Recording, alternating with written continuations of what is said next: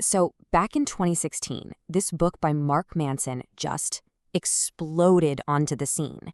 And it was like a complete slap in the face to the whole self help world.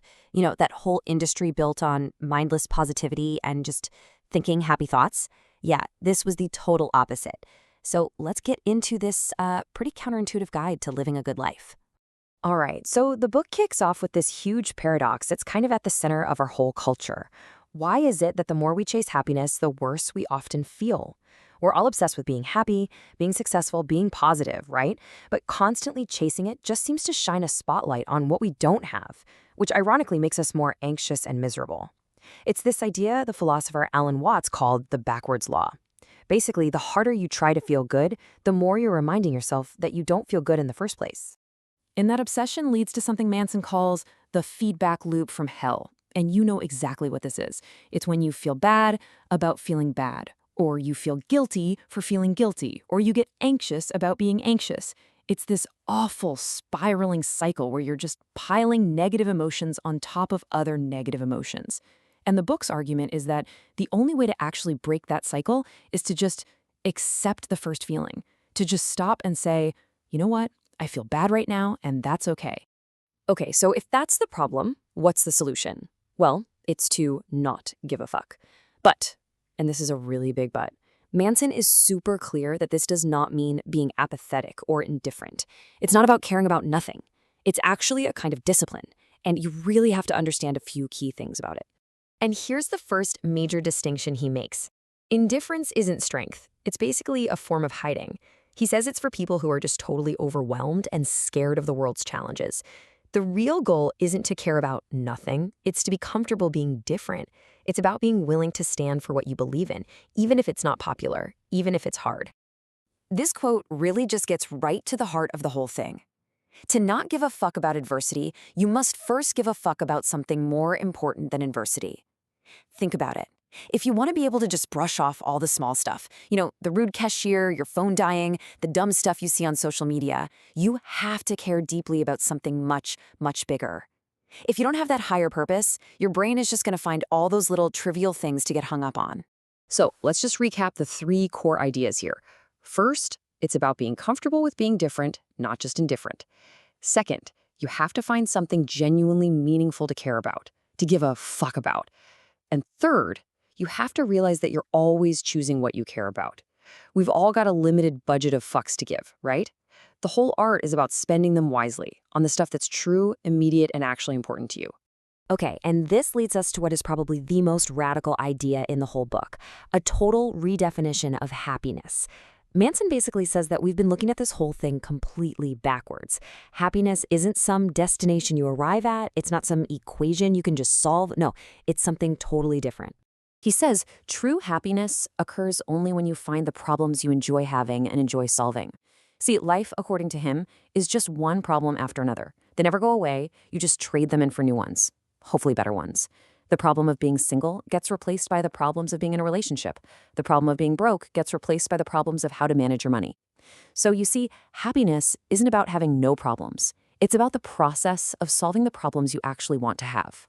And to put it in Manson's very blunt language, every single path you take in life comes with its own shit sandwich. There's always some unpleasant, necessary struggle you have to deal with. The person who actually succeeds isn't the one who just dreams about the reward.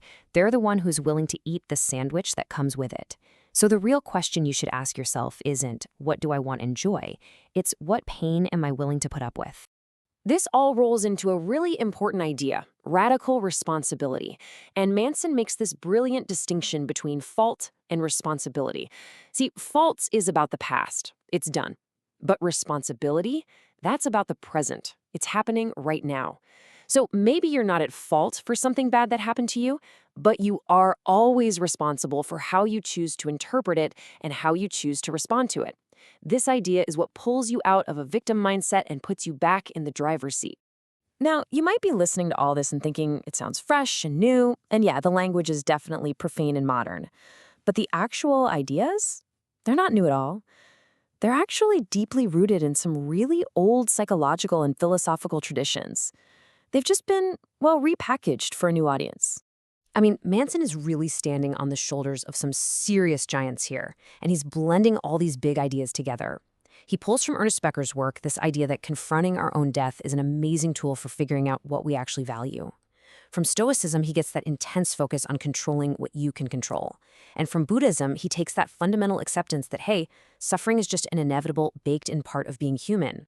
And if we look at it from a modern psychological perspective, the book really champions three super powerful principles. It builds resilience by teaching you to actually embrace challenges. It forces you to clarify your values, which is absolutely key for motivation and a sense of well-being. And that whole emphasis on taking ownership of your thoughts and reactions, that's basically a core idea in modern therapies like CBT or cognitive behavioral therapy.